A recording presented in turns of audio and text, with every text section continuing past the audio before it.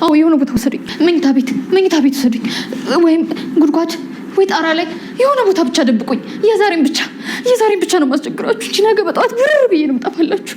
የዛሬን ብቻ እባክህ። እኔ ገና እቺ ልጅ ምኗም አላማረኝም። እኔ ለፖሊስ ልደውል ነው። እርግጠኛ ነህ በዚህ መንገድ? አዎ እርግጠኛ ነኝና ከብዙ ስቃይ መከራ በኋላ እንግዲህ ትትና ዛሬ ወደ ውጭ ወጥታለች ማለት ነው። አየሩን አይተዋለች፣ ፏ ብላለች፣ ድንበቅ ብላለች፣ ብልጭ ብላለች።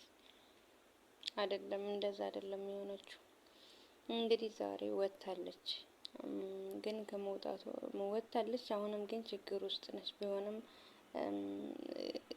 አንድ ብቻ እድሜ የተቀጠለላት ያክል ነው። አንድ ቀንም እድሜ ነው፣ ማምሻም እድሜ ነው ይባል የለ እንደሱ ሆናለች። እንግዲህ ዝናን አምልጣ ወጥታለች ማለት ነው። ዝናን አምልጣ በወጣችበት ቅጽበት እንግዲህ ያው ያስወጣት ታውቃላችሁ መድብል ነው። መድብል እንግዲህ በሱ አማካኝነት ከቤት ወጥታለች ማለት ነው። እንግዲህ እሷም ወጥታ በአጋጣሚ እንግዲህ ከነ መድብል ጋር ዘለው ሲያመልጡ ነበረ። ሲያመልጡ በአጥር ላይ ነው የሚባለው፣ በአጥር ላይ ዘለው ሲመልጡ እንግዲህ እንዳጋጣሚ ሆኖ ተለያይተዋል። ከተለያዩ በኋላ እንግዲህ አልተገናኙም፣ መገናኘት አልቻሉም። እሷም በአገኘችው አጋጣሚ ሮጠች፣ እሱም ባገኘው አጋጣሚ ሮጠ።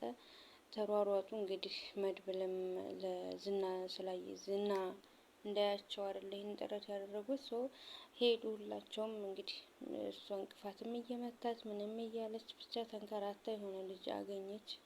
በአጋጣሚ ያንን ልጅ እንግዲህ ይዘኸኝ ካልጠፋህ እንደዚህ ሰዎች ሊገሉኝ ነው ምናምን እየፈለጉ ነው እያሳደዱኝ ነው ስትለው እኔ ታቅሻለሁ ምናምን ብሎ ግግም ቢልም እንግዲህ በኋላ ልቡ ራርቶላት ወደ ቤት ይዟት ሄዷል ማለት ነው።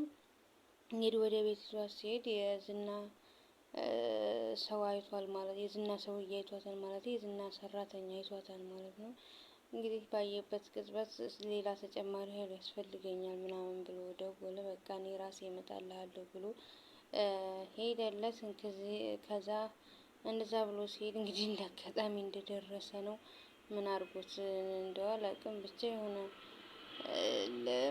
ነገር ብቻ በጣም ስለተናደደ መታው። በመታበት ቅጽበት እንግዲህ ራሱን ስቷል ሰውየው ማለት ነው። ራሱን እንደሳለ ራሱ አጥፍቶ ራሱ ተነስ፣ በዚህ ሰዓት ራስህን ስታለው በአንድ ቦክስ ይለዋል ማለት ነው። እንግዲህ ልጅቷም ቤት ወስዷታል ማለት ነው። ልጁ ቤት በወሰደበት ቅጽበት እንግዲህ ልጆቹ አክሰፕት ሊያደርጉት አልቻሉም ማለት ነው። ለምንድን ነው ይዛት የመጣው? ማናት? ምንድን ነች?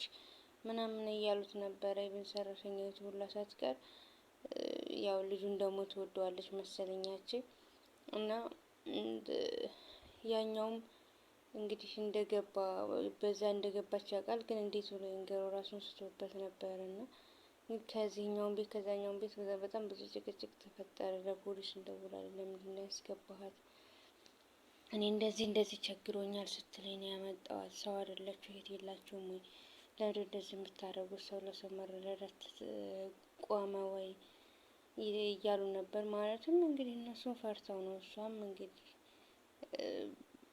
ሰው ልሞት ነው እያለ አለማዳን ይከብዳል። በእርግጥ እየቻልን ግን ደግሞ የሚመጣባቸው መዘዝ ሲያስቡት በጣም ይከባድ ነው። እንግዲህ ልጁ ደግሞ ምንም ቢሉት ሊሰማቸው አልቻለም ማለት ነው። ያው እንግዲህ በስተመጨረሻም ልጅየው ነቃ ማለት ነው። ልጁ ሲነቃ እዚህ ቤት ነው የገባቸው። አዎ በትክክል አይቻለሁ አለ። እንግዲህ እንደፈሩት እነዛም ተጨቃጭቀው ሰከሩ፣ ምንም አሉ። መጥቷል ማለት ነው። መድብል መጣ፣ ማነው ዝና መጣባቸው ማለት ነው። እንግዲህ ዝና በር ሲያንኳኳ በጣም ነው የደነገጡት። ሁላቸውንም በየፊናቸው ነገራቸው። እንደዚህ አሉ፣ እንደዚህ አላያቸውም፣ አልሰማቸውም ብሎ ያመጣት ልጅ አስጠነቀቃት ማለት ነው። አስጠነቀቃቸው ቤተሰቦቹ ማለት ነው። እንግዲህ የሆነ ቦታ ደብቋታል። ያው እንግዲህ እንደ ደበቃት እንትን ብሏል ማለት ነው። ገቡ እነሱና ከፈትላቸው ገቡ። እነማን ናችሁ ሲላቸው በጋ አምላክ ዝም ብላ ትንቦቅቦቅኝ የህግ ሰዎች ነን ምናምን ለመታወቂያችሁን አሳዩኝ የህግ ሰዎች ከሆናችሁ ሲላቸው እንግዲህ አሳይቷቸው ማለት ነው። እንግዲህ ይህንን መታወቂያም ሰው የህግ ሰዎች ሊሆኑ ይችላሉ።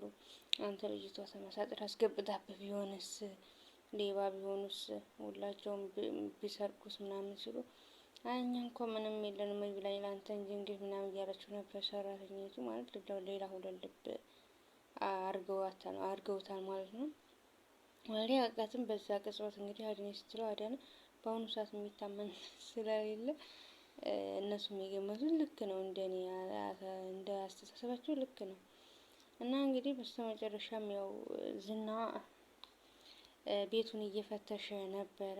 ያው እነሱም ለፖሊስ እንደውል ምናምን እያሉ እየተማከሩ እያለ ያኛው ጓደኛው ሰማ ማለት ነው። ስልካቸውን ጥር ሙልጭ አርጎ ተቀበላቸው ማለት ነው። እንግዲህ እችኛይቱን አምጪ ስራት እናቴ የራኔ ፖስታ ነው የምጠቀመው የለኝም ምናምን እያለችው ነበረ። እንግዲህ ያው በስተመጨረሻም የሆነ በር የማይከፈት በር ነበረው። እንግዲህ ያንን ከፍቶ አገኛታለሁ ብሎ ነበረ።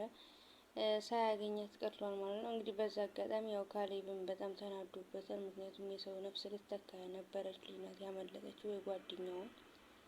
በጣም ከባድ ነው የጓደኛውን ነፍስ እና ደግሞ ዝና ደግሞ መድብል እንዳስመለጣት ነቅቷል ማለት ነው።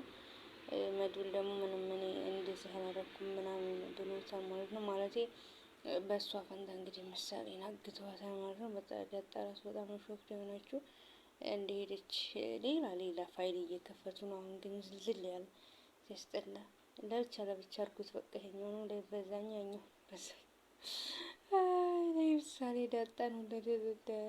ዳጣ ምሳሌ አሁንም እንትናን ወለደ። ማነው ስሙ ትትናን ብቻ ሌላ ፋይል ተከፍቷል። እንግዲህ ድጋሚ ምሳሌ ከታገተች ምናምን ሙሉ የሱ እጅ እንዳለበት ከታወቀ በቃ ተያይዘው ማለቃቸውን ማለት ከባድ ነው።